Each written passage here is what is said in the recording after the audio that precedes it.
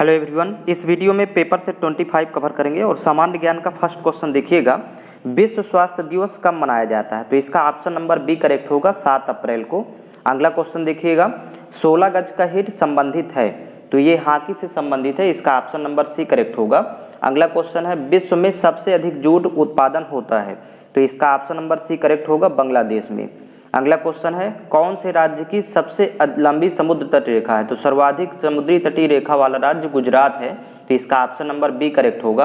अगला क्वेश्चन है इसका क्वेश्चन नंबर 5 है, भारत में सबसे अधिक वन किस राज्य में है? तो इसका ऑप्शन नंबर बी करेक्ट होगा, मध्य प्रदेश में।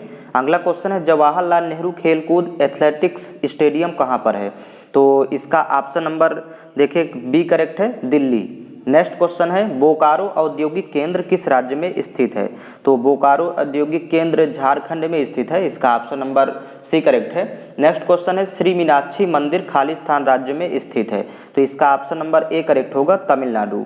अगला क्वेश्चन है, प्रथम महिला जिसने ब्रिटिश चैनल पार किया? तो इसका ऑप्शन नंबर सी करेक्ट होगा, आरती साहा। नेक्स्ट क्वेश्चन देखिए, विक्टोरिया मेमोरियल कहाँ पर स्थित है? तो इसका ऑप्शन नंबर ए करेक्ट है, कोलकाता में। अगला क्वेश्चन है, 1 मील लगभग कितने किलोमीटर के बराबर होता है? तो 1 मील होता है 1.6 किलोमीटर, तो ये ऑप्शन नंबर इसका बी करेक्ट है। अगला क्वेश्चन इसका देखेंगे, क्वेश्चन नंबर 12 है, निम्नलिखित में से कौन सा प्रकाश का एक प्राकृतिक स्रोत नहीं है? तो इसका ऑप्शन नंबर सी करेक्ट होगा, चंद्रमा। इसके स्वयं का प्रकाश नहीं होता है। अगला क्वेश्चन देखिएगा, पहला एशियाई खेल कहाँ आयोजित किया गया था? तो इसका ऑप्शन नंबर बी करेक्ट है, नई दिल्ली। अगला क्वेश्चन है, दीन ए इलाही का धर्म का संस्थापक कौन था? तो इसका ऑप्शन नंबर ए करेक्ट होगा, अकबर। अगला क्वेश्चन है, विश्व एड्स दिवस कब मनाया जाता है? तो इसका ऑप्शन नंबर ए करेक्ट होगा, 1 दिसंबर को। अगला क्वेश्चन देखेंगे, क्वेश्चन नंबर 16 देखिए, सामान्य विज्ञान का स्टार्ट होता है। तो यहाँ देखिए, दृश्य वर्ण क्रम में कौन से प्रकाश की तरंग दैर्घ्य सबसे अधिक होती है? तो सर्वाधिक तरंग दैर्घ्य होती है लाल रंग की, तो इसका ऑप्शन नंबर ए करेक्ट होगा। अगला क्वेश्चन है, जिन स्थानों पर नमन कोण 90 डिग्री होता है, तो उन स्थानों को क्या कहते हैं? तो इसका ऑप्शन नंबर ए करेक्ट है, पृथ्वी के चुंबकीय ध्रुव। अगला क्वेश्चन इसका देखेंगे, यदि आप एक पहाड़ पर जाते हैं तो मरकरी बैरोमीटर में उपस्थित पारे का तल, अब ये देखिएगा, इसका ऑप्शन नंबर ए करेक्ट होगा, घटता है। अगला क्वेश्चन है, निम्न में से सैचुरेटेड हाइड्रोकार्बन कौन सा नहीं है? तो इसका ऑप्शन नंबर सी करेक्ट होगा, बेंजीन। अगला क्वेश्चन देखेंगे, चींटी के अंदर कौन सा अम्ल होता है? तो इसका ऑप्शन नंबर सी करेक्ट है, फार्मिक अम्ल। इसका अगला क्वेश्चन देखेंगे, क्वेश्चन नंबर 21 है, बिजली के बल्ब में भरा जाता है? तो इसका ऑप्शन नंबर ए करेक्ट होगा, आर्गन। अगला क्वेश्चन देखेंगे, गलनांक बिंदु पर पानी का आयतन, अब इसका ऑप्शन नंबर देखिएगा बी करेक्ट होगा, बढ़ता है। नेक्स्ट क्वेश्चन देखिएगा, इनमें से कौन अधातु नहीं है? तो इसका ऑप्शन नंबर देखिए बी करेक्ट है, पारा, ये अधातु नहीं है। नेक्स्ट क्वेश्चन देखेंगे, ध्वनि की सबसे अधिक तीव्रता किस में होती है? ध्वनि की गति सबसे तीव्र होती है, तो इसका ऑप्शन नंबर बी करेक्ट होगा, लोहे में। अगला क्वेश्चन है, निम्नलिखित में से कौन सी तरंगे विद्युत चुंबकीय तरंगे नहीं है?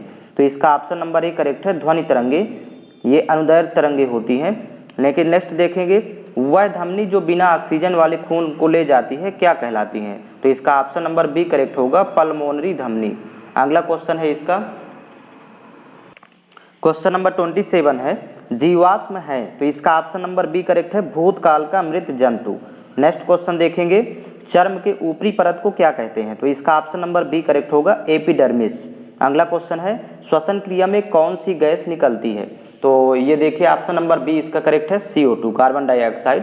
अगला क्वेश्चन देखेंगे, जब कार्बन डाइऑक्साइड चूने वाले पानी से मिलती है तो यह क्या बनाती है? तो इसका ऑप्शन नंबर सी करेक्ट होगा, दूधिया। नेक्स्ट क्वेश्चन देखेंगे, क्वेश्चन नंबर 31 है, हाइड्रोजन बम का मूल सिद्धांत है? तो इसका ऑप्शन नंबर बी करेक्ट होगा, नाभिकीय संलयन। अगला क्वेश्चन है, निम्न में से किस विटामिन में धातु होती है? तो ये विटामिन B12 होगा, इसका ऑप्शन नंबर सी करेक्ट है। अगला क्वेश्चन है, बादलों की रातें साफ रातों की अपेक्षा गर्म होती है, क्योंकि?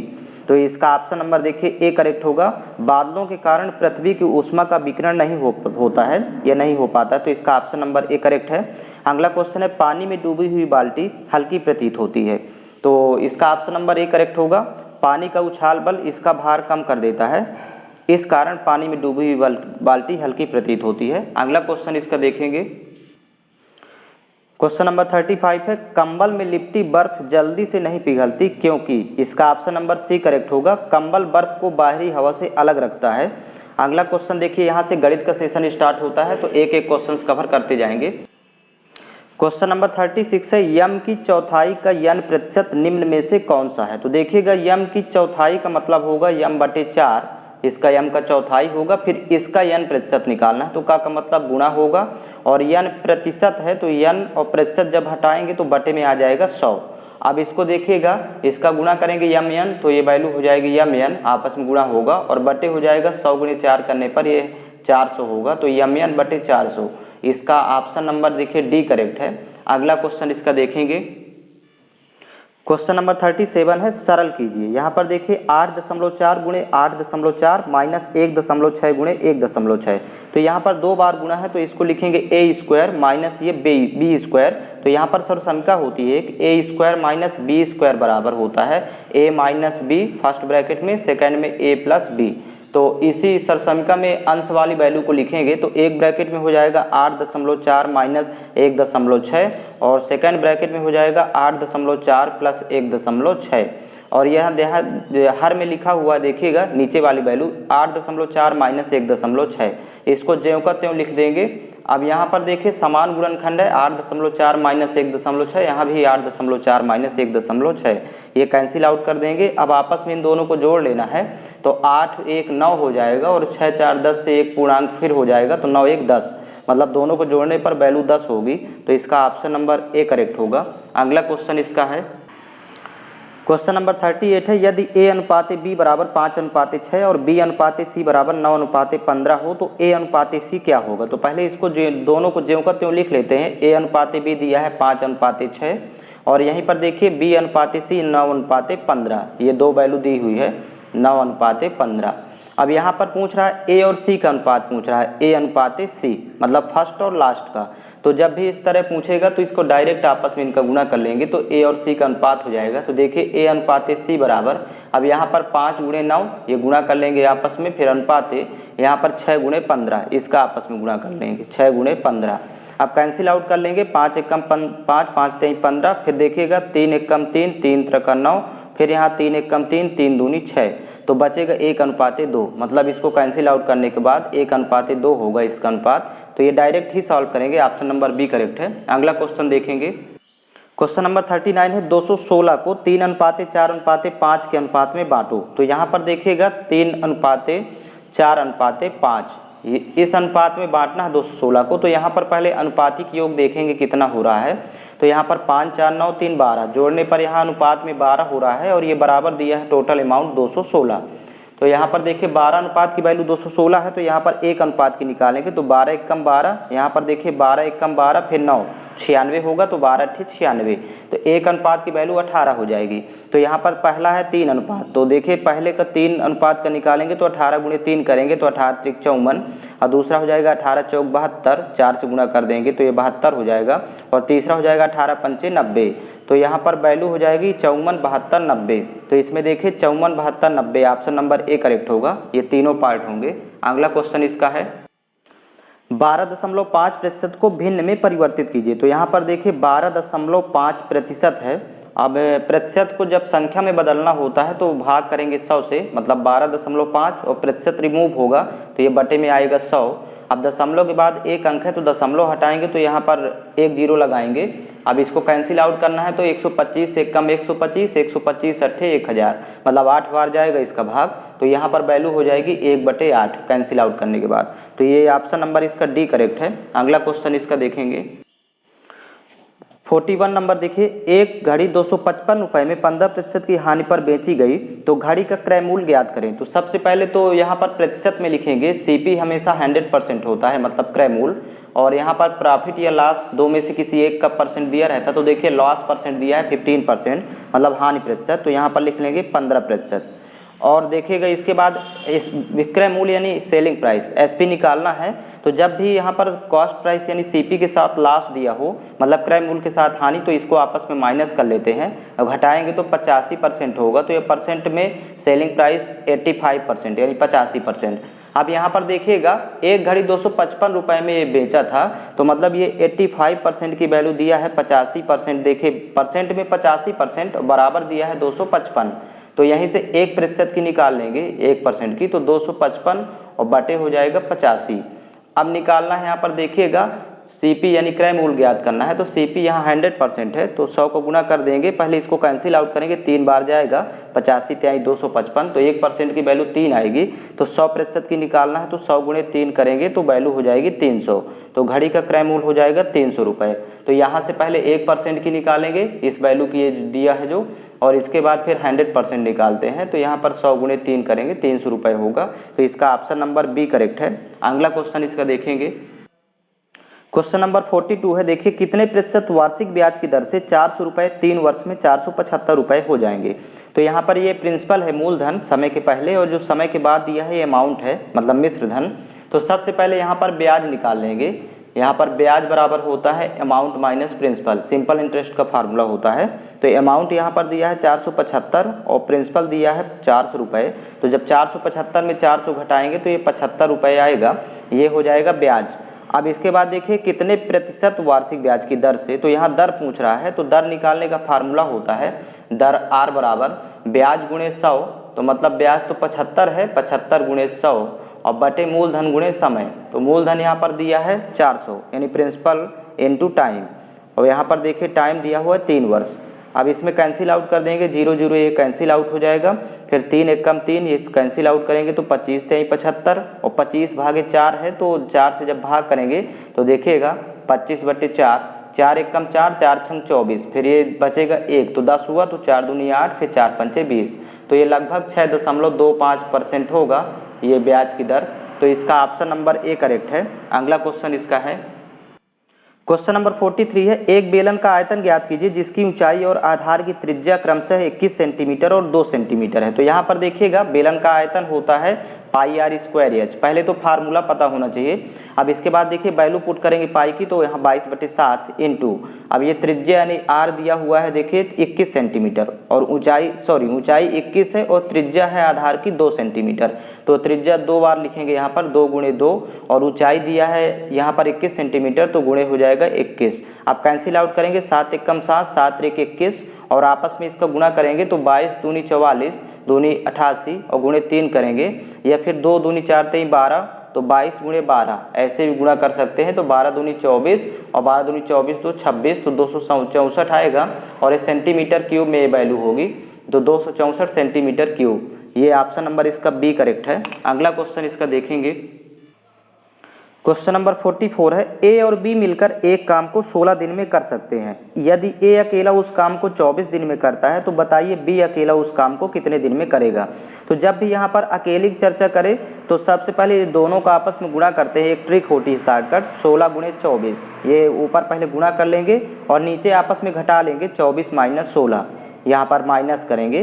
तो ये कंडीशन केवल इस तरह के सवाल में ही रहेगा, जब भी अकेले के लिए पूछेगा, एक का दे देगा और दूसरे का पूछेगा तो इस तरह नीचे घटा लेना है, ऊपर आपस में गुणा कर लेना है। तो यहाँ हो जाएगा 16 गुणे 24 और बटे 24 में जब 16 घटाएंगे तो वैल्यू 8 होगी, और 8 एकम 8, 8 त्रिक 24, फिर आपस में गुणा कर देंगे 16 तिया 48, तो ये 48 दिन होगा। इसका ऑप्शन नंबर देखिए डी करेक्ट है।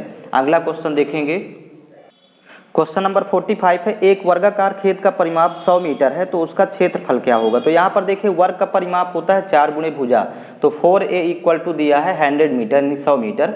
अब ये 4 से कैंसिल आउट करेंगे, 4 एकम 4, 25 चौको 100, तो यहाँ पर देखिए भुजा आ गई 25, ये मीटर में होगा क्योंकि मीटर यूनिट दिया हुआ है।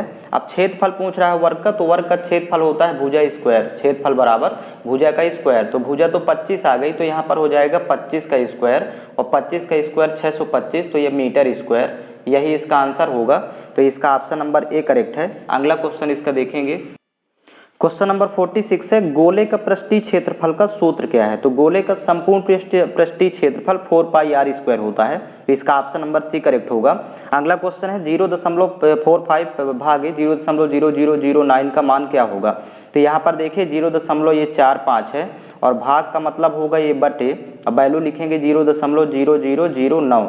अब यहाँ से दशमलव रिमूव करेंगे तो 1 2 3 4 अंक है, तो यहाँ पर 1 लिखकर 4 शून्य से गुणा कर देंगे अंश में, और यहाँ से दशमलव जब रिमूव करेंगे तो यहाँ 2 अंक है, तो यहाँ देखिए 1 लिख करके 2 शून्य से गुणा कर लगा के 1 के बगल में 2 शून्य लगा के हर में गुणा कर देना है।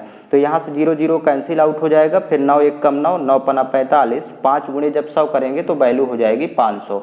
तो इसका ऑप्शन नंबर बी करेक्ट है। अगला क्वेश्चन इसका देखेंगे, क्वेश्चन नंबर 48 है x square plus 5x plus 6 के गुणनखंड ज्ञात करें। तो यहाँ पर देखिए x square plus 5x plus 6। अब यहाँ पर देखिए 5x को 2 पद में डिवाइड करेंगे, बांटेंगे कि जोड़ने पर 5 हो और गुणा करने पर 6 एकम 6, 6x स्क्वायर हो। तो यहाँ पर एक्स स्क्वायर प्लस देखिए 3x प्लस 2x, इसको 5x को 2 पद में पहले बांट लेते हैं और ये प्लस 6 रहेगा। तो फर्स्ट 2 पदों से कॉमन लेंगे तो देखिए x कॉमन है, तो यहाँ पर वैल्यू x होगी और यहाँ पर बचेगा 3, दोनों से जब x कॉमन लेंगे। अब ये पहला गुणनखंड आ गया, अगला भी यही होगा, तो 2 कॉमन लेंगे, अंतिम 2 पदों से 2 कॉमन है, तो यहाँ जब 2 कॉमन हो गए यहाँ पर तो ये वैल्यू x बचेगी और प्लस 2 का भाग 6 में देंगे तो 2 तिहाई 6, 3 बार जाएगा। तो ये समान गुणनखंड हो गए, तो एक गुणनखंड बन जाएगा x प्लस 3, दोनों से कॉमन लेंगे और ये बाहर वाली जो संख्या है तो इसको अगला गुणनखंड बना देते हैं x प्लस 2। तो x प्लस 3 और x प्लस 2, इसका ऑप्शन नंबर डी करेक्ट होगा। अगला क्वेश्चन देखेंगे, क्वेश्चन नंबर 49 है एक गोले का पृष्ठीय क्षेत्रफल निकालें जिसका व्यास 4.2 सेंटीमीटर है। तो यहाँ पर गोले का व्यास दिया है 4.2 सेंटीमीटर।